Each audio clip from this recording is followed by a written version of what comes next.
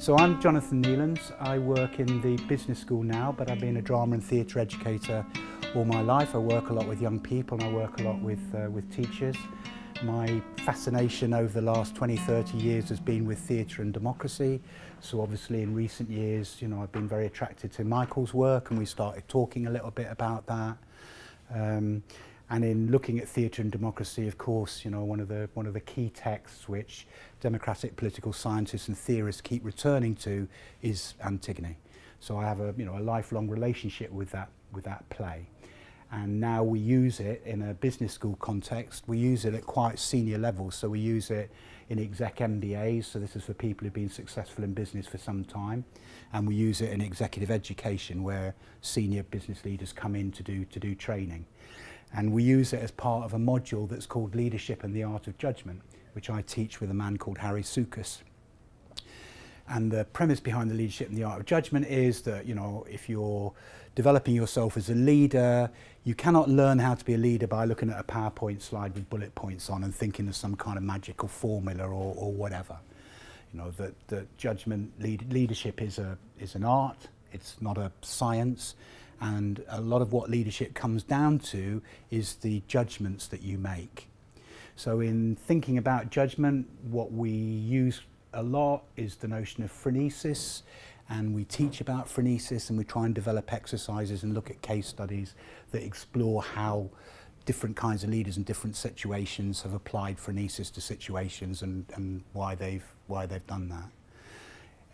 In the particular part of the module where we look at Antigone, we're looking at several things. We are looking at phronesis. We are looking at what kind of leadership do we need in times of crisis. We are looking also at narcissist leadership. And narcissist leadership basically is where you find a leader who has an excess of virtues, a gross excess of virtues. So we're interested in looking particularly at Crayon, obviously, from that point of view. The other issue in the play that we're interested in from a leadership context is the conflict of goods. If you're a leader, what do you do when there are two conflicting goods? Two alternative courses of action, both of which have got merit, both of which have got virtue, both of which seem right, which are irreconcilable. And of course, the tragedy of Antigone happens because the conflict of goods was irreconcilable and one will try to impose itself on the other, and then it all went kind of messy and dark and difficult. So that's who I am and that's why we're here. I'm going to take you through that session pretty much as if you were business students, because I thought what might be interesting for you is to know the content really well and to know it in its historical materiality, but see how it's used in a very different context. So it's not my purpose to teach the play at all. We'll just use the play as a springboard to do other kinds of work. Does that sound all right? Okay, guys, I want you to look at this line here. And I want you to be a kind of meta-aware, if you like, so you're kind of aware of what's around things. So there is a line on there, and it's also against a particular kind of a background, and those two things are deliberate. And the line, of course, is from the chorus in Antigone: "Whoever thinks that he alone is wise shows his emptiness." So in an executive education context, we put that proposition to the executives and we say, do you agree with that proposition or not? So what I want you to think about, yes, John, that's absolutely true. Whoever thinks he alone is wise shows his emptiness. That's no way to be at all. You're going to go and stand at that end of the room. And if you think, I don't know, John, somebody's got to make a decision, somebody's got to be decisive, somebody's got to, have the courage to lead, then you're going to come and stand down this end. And if you're kind of, I don't know, somewhere in between, then stand somewhere in between. So off you go. You completely agree down that end, completely disagree down this end. If you're kind of somewhere in the middle, then be somewhere in the middle. But think about where you are. Am I a little more this way, a little more that way? Where do I stand? Where do I stand? So what we're going to do is, we're going to fold this line back into a circle. So those of you who are at the two extremes, if you come round to me and then you kind of follow around, and that will kind of hollow out. So you guys in the middle go in the kind of the middle of the circle. So I've got the two extreme views on either side of me, and then you guys are balanced out in the middle. So yes, John, I completely agree. Whoever thinks that he alone is wise shows his emptiness. Why? Because I think to say that just you are the only one who is wise, I think is you sort of setting yourself apart from everyone, and I think that sense sort of shows your emphasis. You might be the one in that particular occasion who has the wise decision, but to say that you are the only person who is wise, I think is. And the emptiness, what do you think that means, you know, shows his emptiness? I think it's sort of, if you're the only one who has any wisdom, you're really on your own. Everyone else no one else is going to be able to sort of contribute into a discussion at the same level that you think that you'd be able to. All right, okay. How about yourself? Why have you stood there? Yeah, I agree. That I don't really. You can't just kind of say, oh, I'm right, and so I'm going to go do it, and then if you're not, you haven't been elected, and you just decided to do it that way. All right. How about yourself? Yeah, I think it just shows selfishness in a sense to think that you're the only wise person, whereas we're all. I wouldn't say we're all equal, and it could be that someone actually knows better, but it doesn't mean that there can't be some kind of discussion. All right, brilliant. Whereas you think the opposite. I think the other extreme here is making more cases, but I took a more of a pragmatic reading of the text, the title. I think there can be circumstances in which there can be only one leader, where the others follow, because people naturally look to one person. Okay. That is leadership. Okay. I thought that your wisdom and your contentment are unrelated. There are people who are very wise who are unhappy, but there are also people who aren't wise, who feel emptiness, who feel alone. I don't think the two are correlated in the direct way that the statement attempts. All right, okay, so some semantic problems with that. How about yourself? Why have you kind of down this end? I don't think it's practical to suggest that everyone can have an intelligent, it sounds awful, intelligent opinion on everything. Yeah. And I think naturally a leader will arise. I don't think that's emptiness. I just think that's Practically what's got to happen. So how about you well-balanced people in the middle who can see both sides of the equation? We were saying that you can't be wise on your own because you need to be wise through readings or through you tend to get knowledge from other people or from discussions. So you can't be wise on your own. Is that half of the statement that we were taking. Okay, how about you? Plumb in the middle. Yeah, I agree. I mean, it's important to be collaborative, and that's how you get your wisdom. But at the same time, you have to be decisive, and you also have to know when other people are stupid. So. What do you think? I think being wise is like judging well, like knowing whether to take people's opinions, but also having the ability to, know that you are right. So I think it's kind of like in the middle, like. So wisdom really is about the art of judgment. Like when do I listen? It's about your own and judgment, not about your own opinion. Anybody else want to express an opinion on why they've stood where they've stood? All right. So let's walk again. And this time we are going to Huggy 8. Huggy 8. Huggy 8. I think there should be about 6 groups. 6 groups. All right. That'll be fine. What I want you to do is you need to find yourself a little bit of space to work as a group, but don't disappear right to the far end. So you guys just go over there a little bit, you're here, just so you've got a bit of room around you, but don't lose touch with me. Yeah, maybe if you guys just come in here a little bit, you're cool there, you're there, that's all perfect. Okay.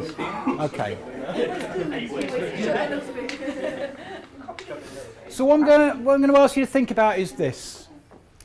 I mean, you can see, in the background, you can see a place in crisis. Bombs being bombed, bombs going off in it, but clearly, a society in crisis.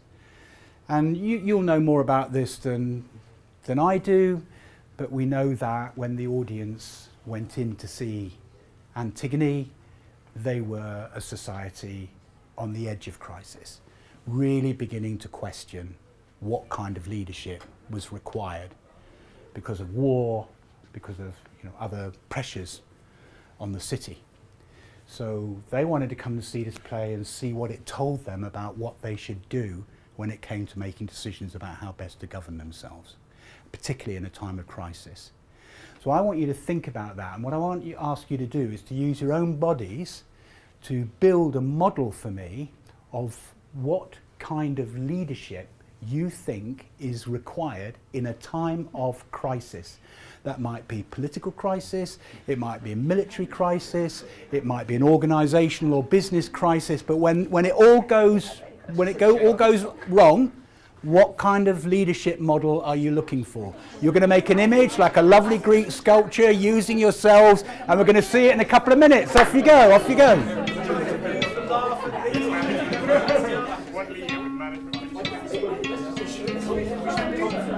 Which of these figures is the tallest, would you say? Which of these figures is the tallest, would you say?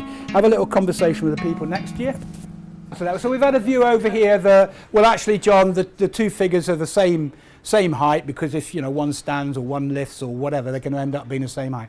So what about if the purpose of this picture was not to, you know, show who was tallest, but show a contest to be the tallest, a struggle to be the tallest? This drawing is from John Cocteau's cover to a programme notes to Performance of Antigone in Paris in 1926, might have been 29, I'm not quite sure. Messiaen did the music, Picasso did the masks, Jean Cocteau, artist, filmmaker, theatre director, drew this for the programme notes. So it's full of knowing about the play and the themes of the play, you know, and it's probably meant to capture that sense of this struggle for power, and deliberately masculinizing Antigone on the right a little bit.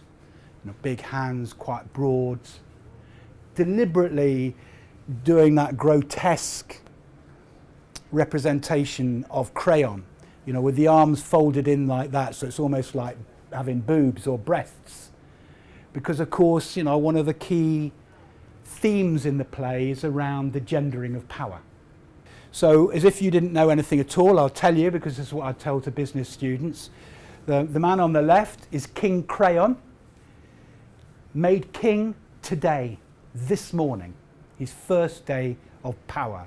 King of Thebes, a city that has just come out of a period of civil war, plague, famine, disease, you know, a really disastrous period.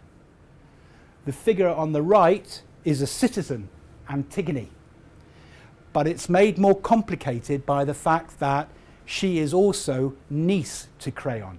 So what we see is a conflict, a struggle to be tallest between a king and a citizen on the first day of his rule, and between an uncle and his niece. Why is this question important to 5th century Athenians? Why is this question important? What is more important, the family or the city? Will we return to a time when we were ruled by families, by tribes and a feudal state? Or will we maintain the rule of the city, the rule of the people, irrespective of family? Will we continue to try and find a form of democracy which asks us to be disinterested in terms of family? So if the king, who is being challenged by a citizen, accepts that challenge, and the challenge comes from within the family, and the people are looking to see what decision he makes, complicated, right? Complicated. So here's the second brain teaser.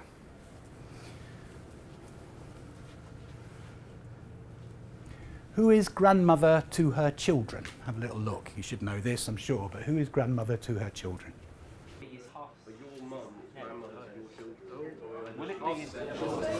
Okay. The answer is Jocasta. Anybody brilliant who wants to briefly summarise for us what's gone wrong? Oedipus married his mum. Oedipus married his mum, and how did that happen? There was some kind of prophecy which saw him chucked out because I think Laius is told that his son will kill him, and he's left and exposed, but because it's a Greek tragedy, he doesn't die, and then comes back after a series of exciting adventures, puts to bed civil war, marries the wife of the previous king without knowledge, and then later he finds out and decides the rational thing to do is claw his own eyes out. In a nutshell. So by one accident or another, Oedipus and Jocasta are married. They have 4 children, 2 sons, Eteocles and Polynices, who we'll hear a bit about in a moment, and 2 daughters, Ismene and Antigone.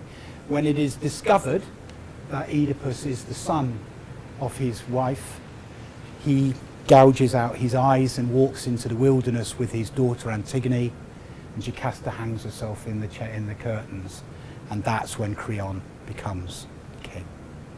So in order to work on the play, what you're going to be given is a contemporary lens, a contemporary frame for doing that, and the contemporary frame is this. In your team, you are now consultants who represent a variety of commercial and public organisations with an interest in opening up new overseas markets. Your particular expertise is in assessing the potential of high-risk markets. You have recently helped clients assess the future potential of Tripoli, Damascus and Baghdad, for instance. So this is a very, very specialised form of consultancy. This is about hair-trigger decision-making. Your job is to go in on behalf of clients when a city is still at war, when it's extremely dangerous, and make a decision as to when it's safe for your clients to come in and start to do business. You tell them to come in too early and they'll die. You tell them to come in too late and it'll be too late. Somebody else will have already got that market and taken it. So your decisions have got to be really, really fine-tuned. So your next job is just think about these 3 things. Obviously this is like a business context, but you can have some fun with thinking about it, just what you know about the world, what you know about life, what you're interested in, and how playful you want to be and what happens next, I guess. So you know what industry sector your consultancy supports, you've got that. But you've got to think about, what is your market edge? What are your successes? What was it that you did in Baghdad or Tripoli? What have you pulled off? Why do people come to you? What's special about you?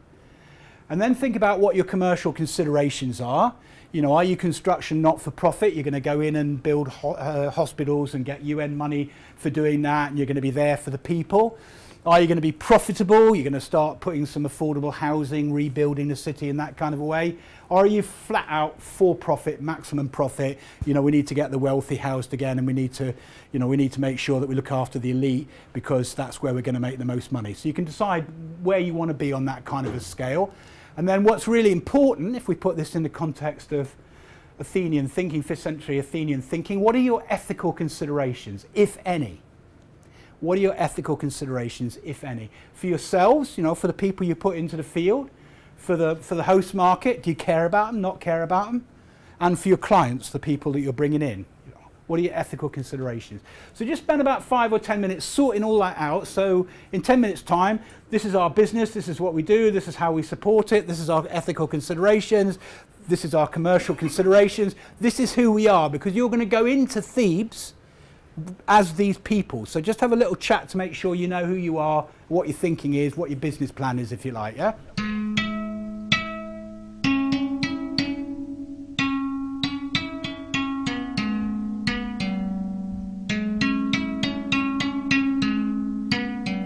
So over here we have security, so tell us about yourselves. Shh, listen up, listen up. We're in the private sector, so we're working purely for profit. Purely for profit. And we're protecting aristocratic Theban families, like particular families that want us to employ us. All right. So if you're super rich and you can afford us, we're your people. All right. Okay. Any ethical considerations? Not really. We're doing everything we can to protect that person or family. So we'll do anything to protect them. How safe does it need to be before you go in, or are you happy to go in? We're happy to go in for... Right at the very beginning when things are really messy. That's what we're paid for. All right, so kind of mercenary in every sense of the word. Great, well, let's see if there's going to be business for you. So this morning your phone rings and you are told to get down to the airport, get on a plane and get yourself to Thebes. But as is so often the case in cities in crisis, the information is incomplete. We have to try and make sense of what we are likely to find in Thebes. So the only information that you have is this information, and this would be the same for executives and business leaders as well. Our ship of state, sore buffeted, can no more lift her head, foundered beneath a weltering surge of blood. Welcome to Thebes. So you get off the aeroplane, and your first responsibility is to get out on the streets and to start photographing what you can see, so that you can upload those images, so that your clients back in the UK can get a sense of what it's like on the ground. So you're going to do 3 things for me now, and I'll give you an instruction sheet that's got this on. You're going to do 3 things. You're going to use yourselves to make one of the images that you send back showing what life is like on the streets of Thebes now today. Yeah? So like a still image using your own bodies, whatever else you can find, to accurately depict what you think life would be like in that city. Yeah? And what it is that your clients would be particularly interested in having a photograph of. And then you're going to do 2 other things. You're going to write for me a tweet that goes on your public-facing website. So this is for the world to see that you're here and you're doing something. So what would you put as your tweet back out to the public, potential customers, potential clients? And then what is the private text that you send to a family or friend? Yeah? So 3 things. A picture, this is what it's like. A text, this is what we want people to know about our corporate image, you know, our public responsibility, public face. And a text that no one else would see, to a friend or to a family member. Play with how those 3 things can give different kinds of information, public, private, you know, inside, outside. Play with them a little bit and see if you can make the combination of text, tweet and image work really, really nicely. Are you all good on that?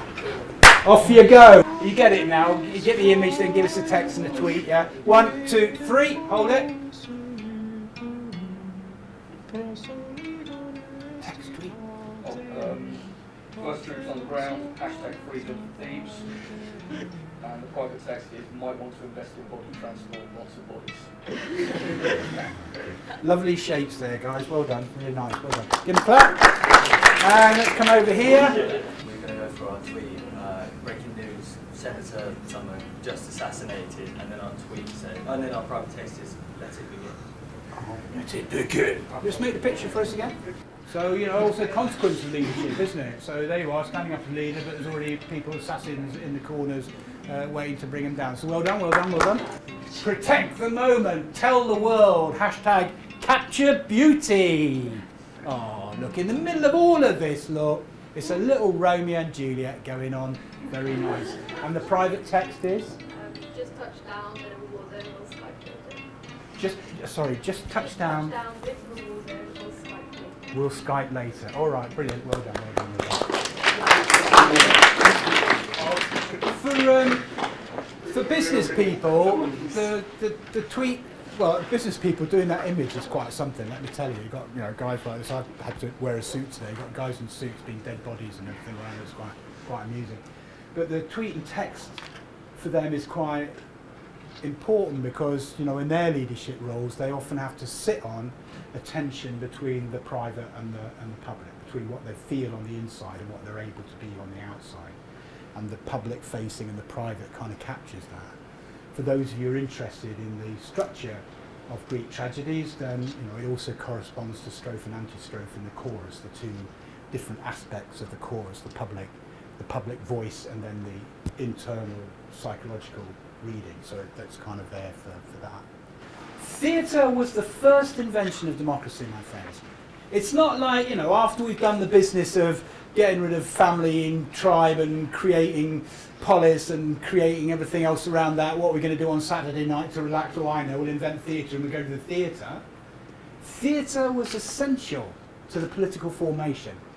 So the audience, considering this question, what kind of leadership does Thebes need? This is a live question. So let's find out what kind of leader Thebes has got. And the question for you in your consultancy frame is this the kind of man that you can do business with? Is this the kind of man you can do business with? So I'd like you to imagine you've taken your photographs, you've done your tweets, you've done your texts, and you hear that King Crayon, newly made king today, is about to give his first press conference.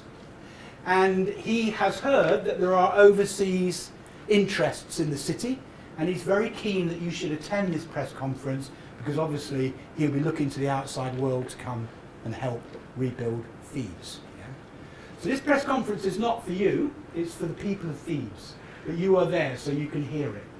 And what you'll hear is a mixture of Sophocles, well, Timberlake Wertenbaker's translation, and some backstory as well for those people who don't know it.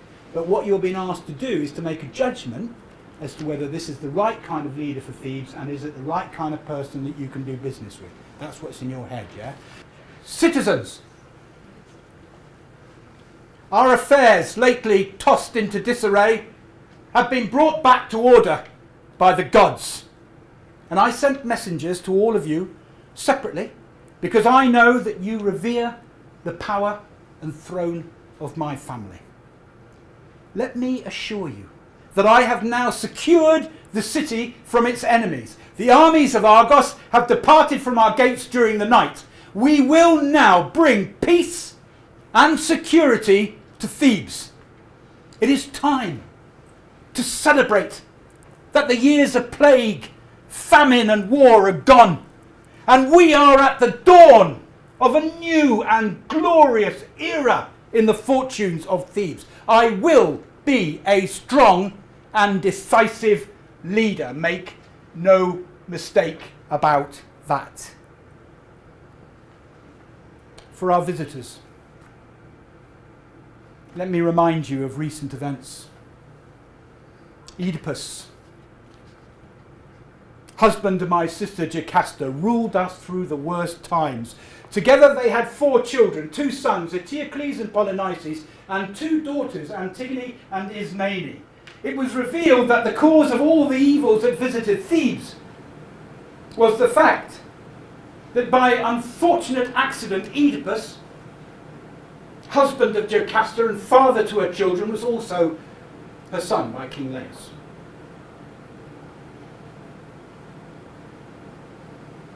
Truly horrible revelation. On hearing the news, Oedipus, mad with grief, gouged out his own 2 eyes and fled to the wilderness, taking his daughter Antigone with him. My sister Jocasta took her own life by hanging herself in the curtains of her chamber, and then followed terrible civil war. Brother against brother, Eteocles led our own proud army against the scavenging hordes of Argos, led by the treacherous brother Polynices. And now these 2 brothers, Eteocles and Polynices, have been struck down in one day by a double fate, each striking and each struck by murder, each stained by the death of his kin. And because of my kinship with the dead, I now hold the power and the throne. A man's soul, spirit and judgment will not be known until he has been sent to exercise power and the rule of the law. And it seems to me that anyone who, while guiding the city, does not cling to the best policies but keeps his tongue under guard out of some fear, this man I hold and have always held to be the worst of men. As for anyone who holds his own family more important than his own country, I call that man beneath contempt. I, let Zeus knows this, who sees everything always, I would not remain silent if I saw ruin rather than prosperity come towards my city. And I would never call a man hostile to this land my friend, because I know this. This city is our ship of safety, and only when she sails a straight course can we make the friends we should. And it is with these rules that I will increase the power of the city. I have now decreed kindred rules regarding the sons of Oedipus. First, Eteocles. He died fighting for our city. He was our champion, most noble in battle. Eteocles will be buried in a grave and be given all due rights proper to the best of those who have fallen. Second, his brother, Polynices. He returned from exile to his country and to his gods, and he wanted to burn it down, destroy it by fire from top to bottom. He wanted to drink the blood of kinsmen and take the rest away as slaves. For that man, this has been proclaimed. He is to remain unburied, uncleansed by funeral rites, and unlamented, a corpse eaten by birds and dogs, a mangling for all to see. Such is my purpose. Never will I decree that evil men shall be honoured instead of the just. But the man who is well disposed to the city, be he dead or alive, that man I shall honour. Thank you. So, get back to your teams. Is this the sort of man you can do business with or not? What do you think?